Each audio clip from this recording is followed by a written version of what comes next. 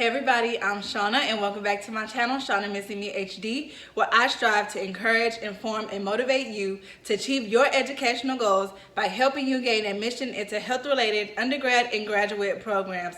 And today we are talking about medical school, of course, specifically focusing on the specialties that you can choose once you are at that point in medical school.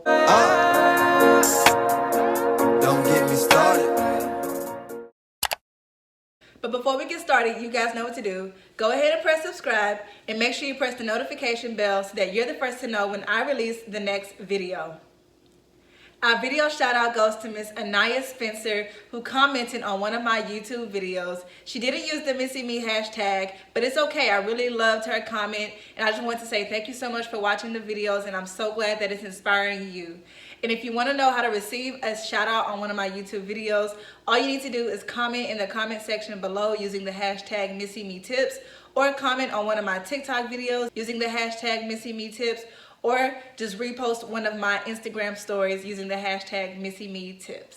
So let's get right into the video. I wanted to create this video because I get a lot of questions about common specialties and what you have to do to get there, and if one is a clinical specialty versus an inpatient specialty versus a surgical specialty. What is a fellowship? What is a subspecialty? I get a lot of those questions, and instead of answering each one of you guys individually, I decided to make a video because it may help people who haven't even thought to ask that question as well. So I want to break down specialty, subspecialty, okay? So specialty is what you actually train for in residency. It is the general category of your primary focus. So in my case, I'm a doctor that graduated medical school, but before I started residency, I have no clinical training or experience in one particular field. Okay, once I apply to residency, I choose the specialty that I want, I apply to that residency, and then I get all of my clinical training within those couple of years. In my case, it's 4 years.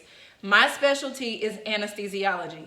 Now, if I want to focus on a subgroup within anesthesiology, I would then continue on to sub-specialize within anesthesia. So say I'm interested in pediatric anesthesia or cardio anesthesia or regional anesthesia, then I would do a fellowship, which is additional training after residency. In an anesthesia's case, it's typically 1 year.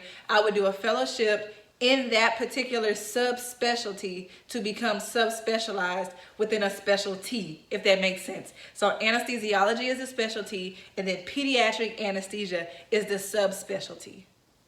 Hope you guys got that.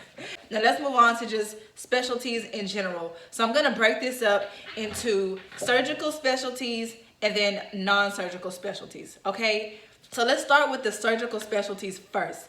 As a primary rule of thumb, if you choose to complete a surgical specialty, you will likely enter into a general surgery program, which is typically 5 years, and then either transition into a specialized surgical program, or you will complete the 5-year general surgery program and then go on to complete a subspecialty by training as a fellow, doing a fellowship, in order to get that subspecialty training. So say you want to be a cardiothoracic surgeon, you will go to a general surgery program, or if you're able to apply to a combined program, which means that you'll do so many years in general surgery and then you will transition into that particular subspecialty like cardio or neuro.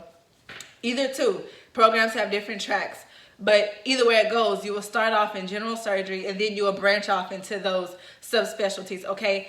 Other surgical specialties that a lot of people don't really talk about that actually exist are urology, okay? These doctors, they focus on problems or diseases within the urinary system. Ophthalmologists, these are physicians who focus on disease and pathology of the eyes and any surgical procedures involving the eye. So if you're interested in things like that, very intricate and very detailed type procedures, if you think you're interested in something like that, you may want to start to do a little research about ophthalmology.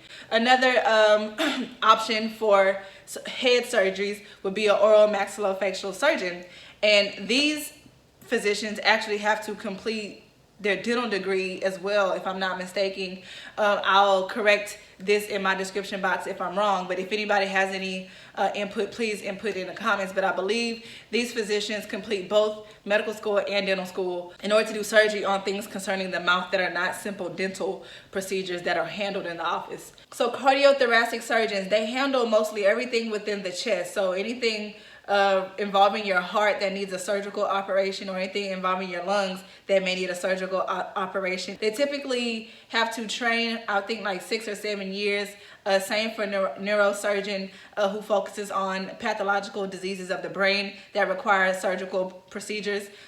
They too train for like 7 years in residency. Your ENT doctors, ENT stands for ear, nose, and throat. These particular surgeons, they focus on diseases concerning the ears, the nose, and the throat. A lot of times if people have nasal polyps, or babies who need to have ear tubes placed and things like that, ENT doctors will focus on those types of procedures.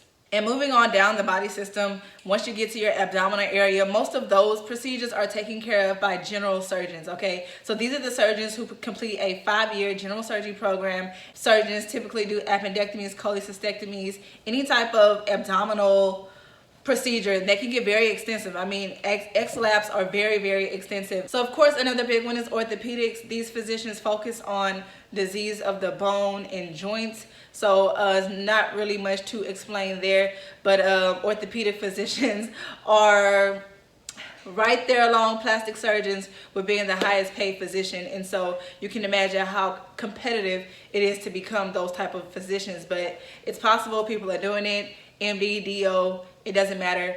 I've met all kinds. So if you're interested in orthopedics, just make sure you're a very, very, very strong applicant, okay?